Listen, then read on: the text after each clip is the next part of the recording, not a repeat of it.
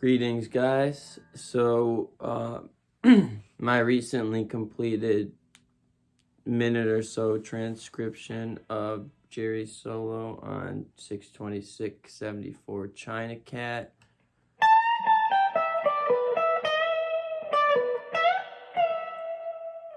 I need to say real quick, I'm trying to get these videos a little bit more professional, and I thought I'd be able to add the tabs on the screen this time, but it's just not possible using just my phone. So I'm gonna learn how to use some video editing software a little bit better, and I'll still post the Google Drive. I finished the solo section into the next verse, but I gotta alter a couple things before I upload a PDF. But let's talk about the first part of the solo until they modulate up to E.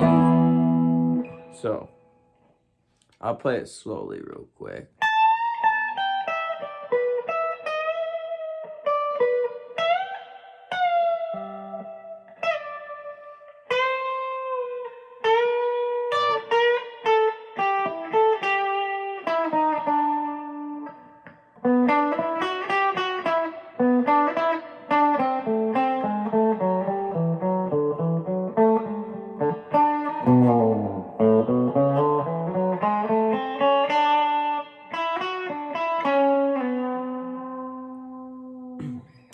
So let's break that down a bit. It's kind of G Mixolydian, but if you know anything about Jerry, he throws all sorts of accidentals and chromatics in. And I plan on doing a video just on modes soon, probably a video of one on each mode, specifically Mixolydian, Dorian, Lydian even, Lydian for the terrapin station uses F Lydian. Basically what's helped me, a lot of people, like here we have G Mixolydian, would say, oh, it's a C scale starting and ending on G. I don't think about it like that. What helped me was thinking, we're playing a G major scale, but we're just taking that seventh note before we go back to G, which is an F sharp, and just lowering it a fret or a half step, which would be a flattened seventh or a minor seventh. So you can hear normal major, 1, 2, 3, 4, 5, 6, 7, and then Mixolydian, 1, 2, 3, 4, 5, 6, 7. It's the only note we're changing. We get an F there, and that's what allows us to have an F chord in there. Because usually you'd have an F sharp in normal G major, and major scale, the mode name for that is just Ionian. And we start off on this nice box up here,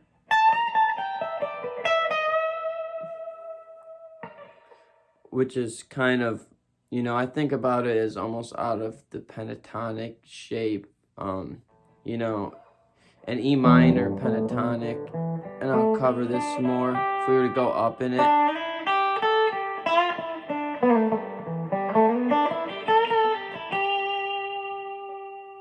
A lot of people probably know once you get to the 12th fret, we restart all the notes. There's our E again, B, G, D, A, E, So we're starting at the 17th fret, and we have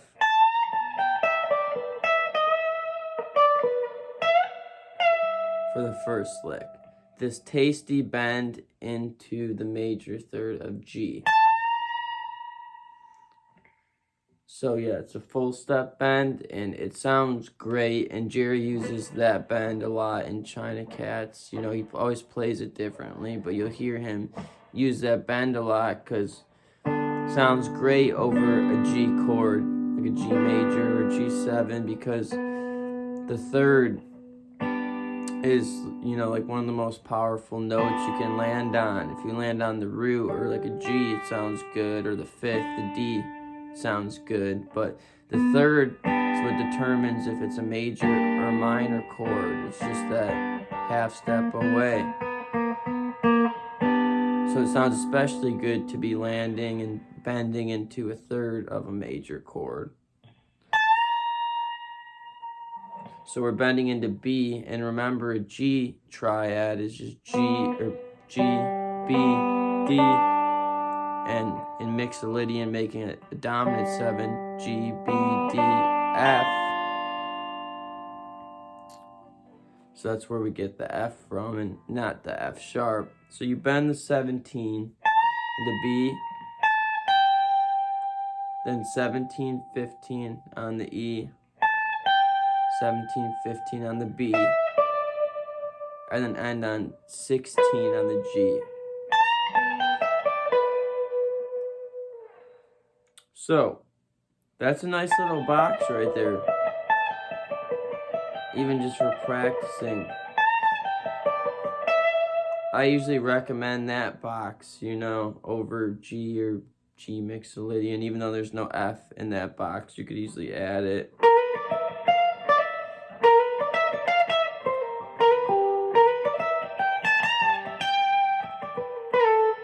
But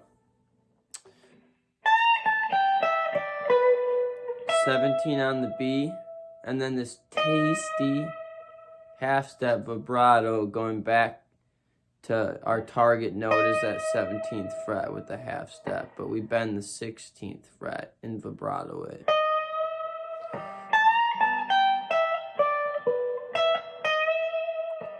Bend 17, 15, 17, 15, 16, then back up to B, 17, 16, bend, half-step, very important. And then 15 on the B, 16 on the G.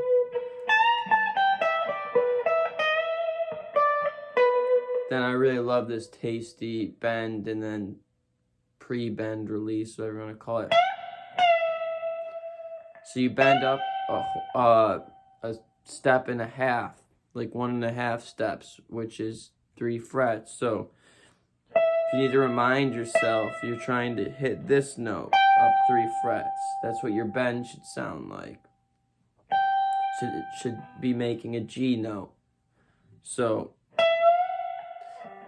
we bend up a step and a half.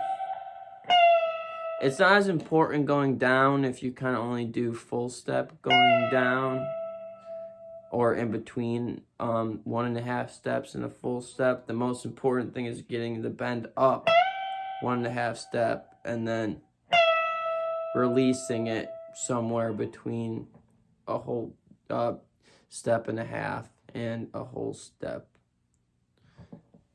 So a reminder, half step bend, 1 fret, whole step, 2 frets, and then these bends are 3 frets. So, and you slide down 2 frets with your, I do it with my ring finger because I'm already there, to a D note, which we know is the, pause the video if you have to, what interval of that is it from G, a G chord. It's the perfect fifth.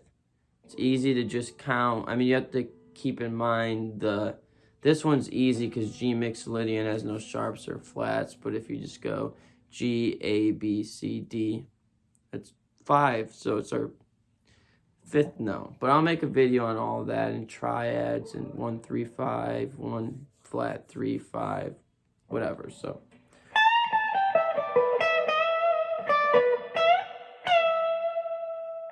it sounds like on the live recording, Jerry just kind of slides down to the D without picking it, but my amp doesn't give me enough sustain to make that really sound like the D is really being hit, so I pick it. It's just a little minor difference. And then we have this with our index finger on the 12th fret, bending slowly into the C and releasing it. And you kind of got to listen to some of these bends to get the timing just right. There's no way I can explain it that will just click. Some of the timing is a little weird. The tablature and sheet music I upload will help, but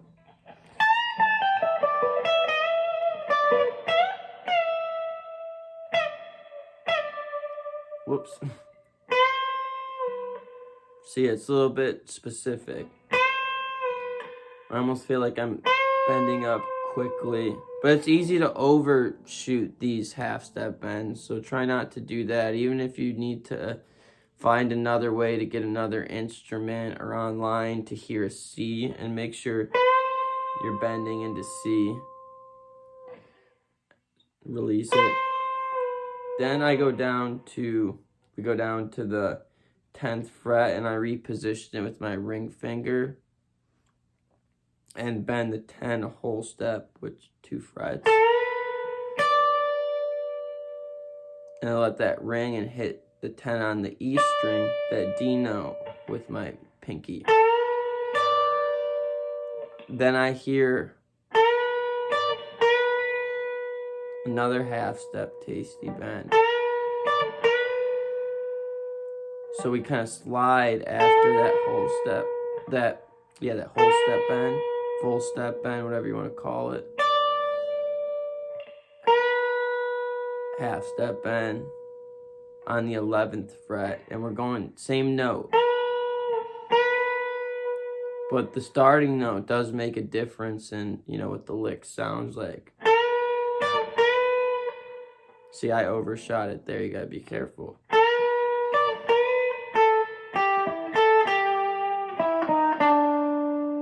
So after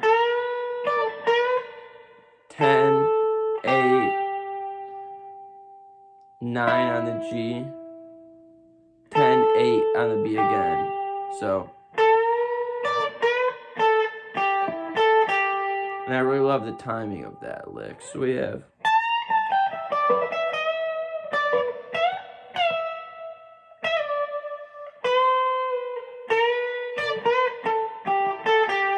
and then we switch to a D chord here, or like a D7, whatever way you want to think about it. These are all kind of like major Mixolydian sounding. So we walk chromatically down to the D9, 9, 8, 7, 9, 8, 7, and then 9 on the D. Then we kind of walk up this pattern here. So that's 9 on D, 7, 9 on the G, 7, 8, 7. Gives you that suspended fourth sound over a D chord. So 7, 8, 7, 9. You stop there. Then this quick 9 on the D, 7, 9 on the G.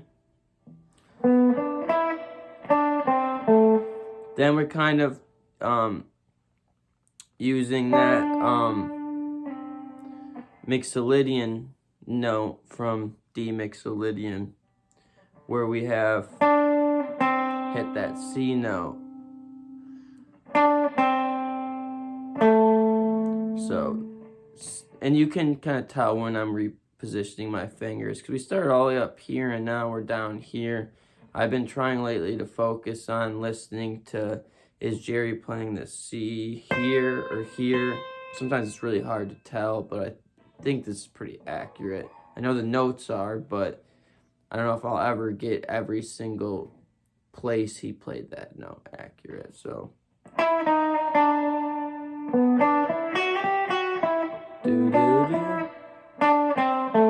7, 5 on G, 7 on D.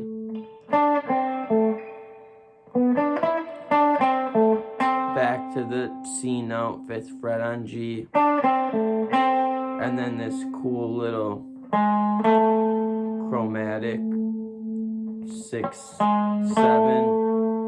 on the D string. Then we kind of do a sequence.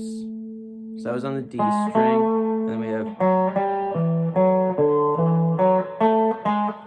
and if you listen to the Dick's Picks 12 version or just listen to the show, this part gets really muddy. I had to really listen to it because Phil's really, you know, stepping up there. The band's really meshing well, and you can't really hear these licks as clearly, but I hear after. So.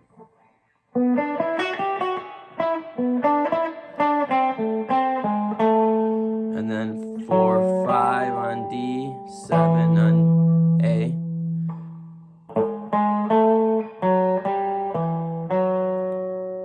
4 on D.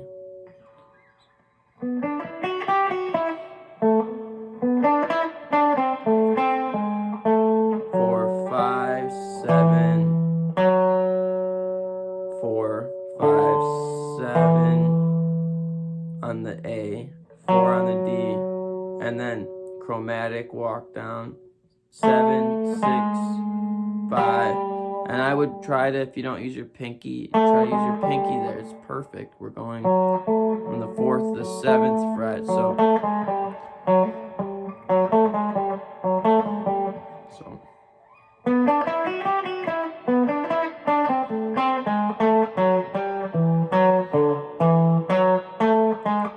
now this part I hear, it's really hard to hear. I just kind of mute the D string, and then I play this octave of D, the 7th fret on G. But I think Bobby's probably actually playing that. I just play it for fun. That's the one note I'm a little unsure of. And then Jerry slides down from the B, 7th fret on the low E string. And then we have this tasty, like, run up right before the modulation to E or E Mixolydian. So that is open A, 2nd fret, slide 4 to 5, all on that same string, and then 2, 4 on the next string on D, and then just 1, 2 on G, and then 1, 2, 3 on the B string. And then that last little lick is 5, 7 on the B string. I don't need anyone calling me right now. 5, 7 on the B string. 7, 5 from the G to the B. Then slide 6, 4, and then immediately bend that up a half step, because that matches the C chord when they go from C, D, E. And I'll cover the next time. But so that one's fun. You gotta kind of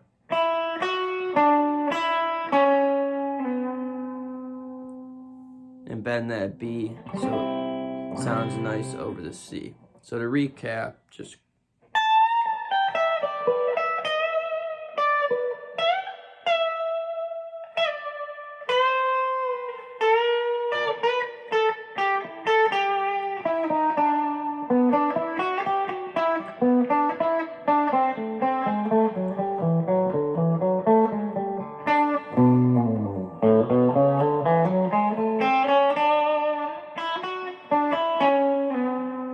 I'll be honest, after I transcribed and I was learning it, that part's really tricky to kind of count there. The starting at the right here.